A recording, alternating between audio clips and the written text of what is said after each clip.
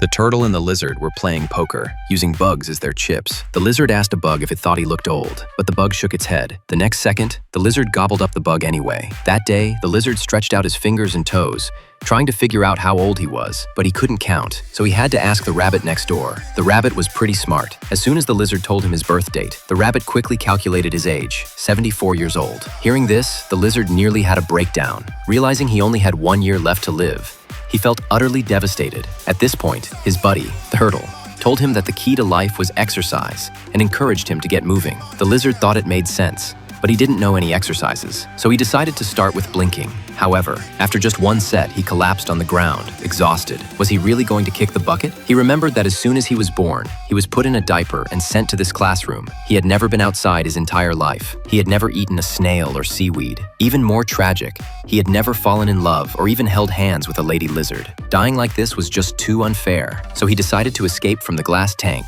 and see the outside world before he died. As luck would have it, the teacher announced that each week, one student would take the class pet home to care for it for 2 days to foster a sense of responsibility.